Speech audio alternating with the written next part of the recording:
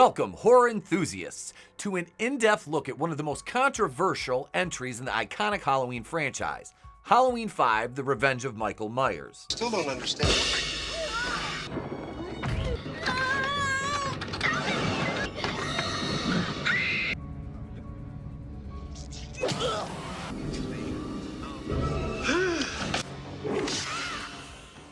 Released just a year after its predecessor Halloween 4: The Return of Michael Myers on October 13, 1989, Halloween 5 was rushed into production. This haste led to numerous production problems, from script issues to casting changes.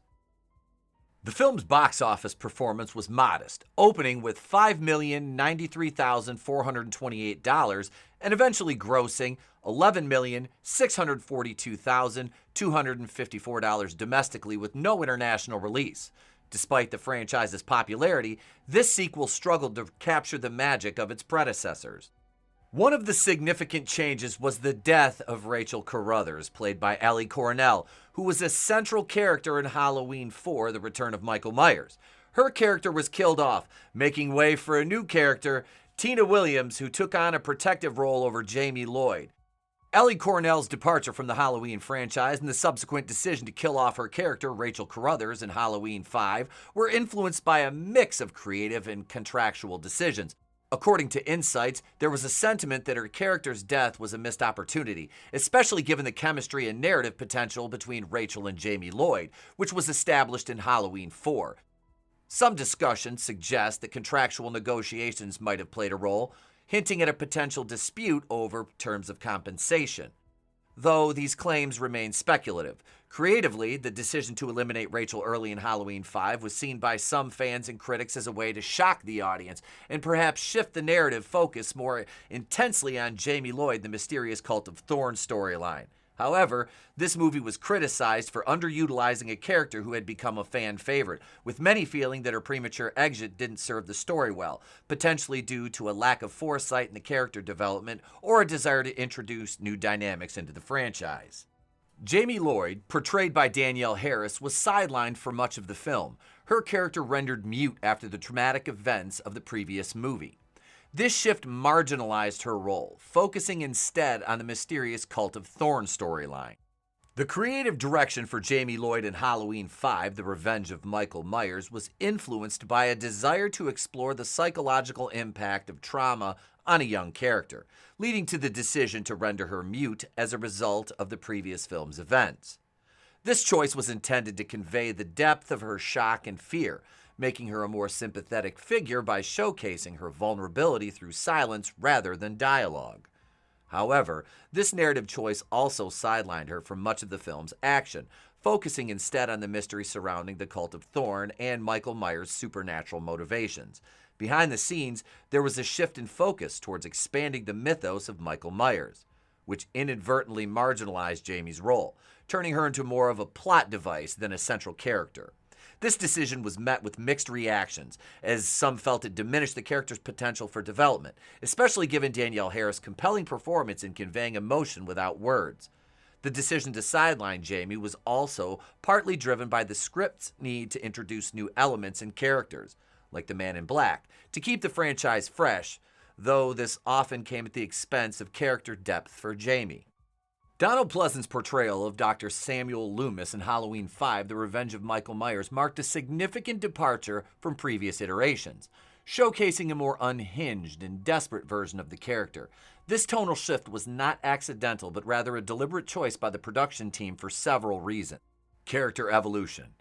By Halloween 5, Loomis had been chasing Michael Myers for decades, witnessing the horror and seemingly supernatural resilience of Myers.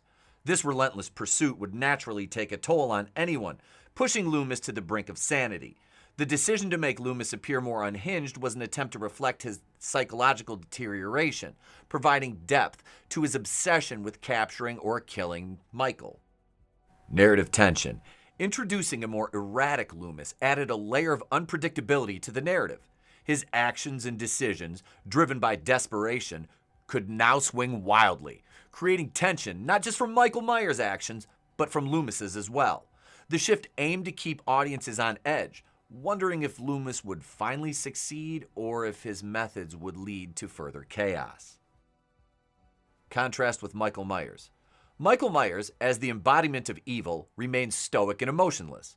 By contrast, Loomis's increasing instability provided a dramatic counterpoint, emphasizing the human versus inhuman.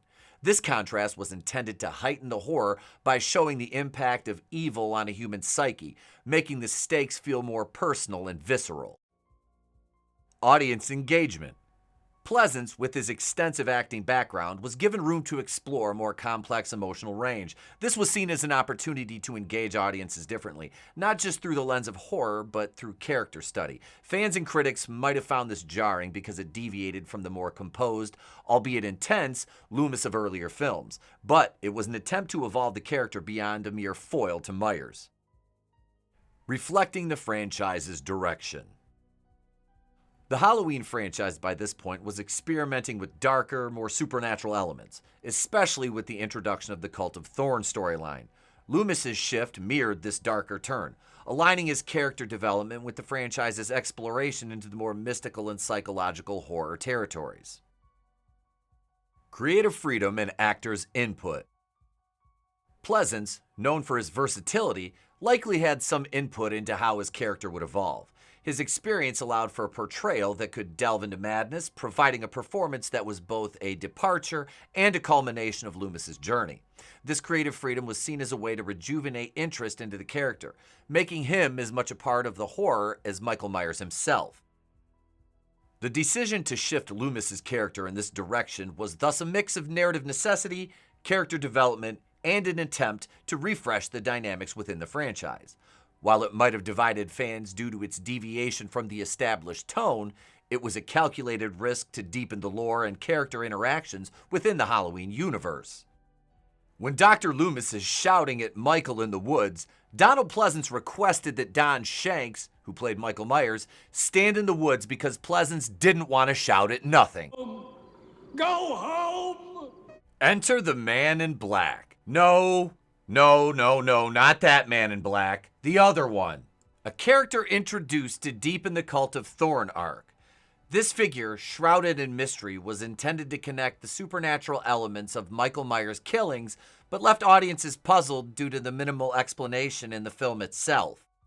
The climax at the Haddonfield Police Department in Halloween 5, The Revenge of Michael Myers, stands out as one of the most contentious scenes due to its execution and introduction of the mysterious Man in Black.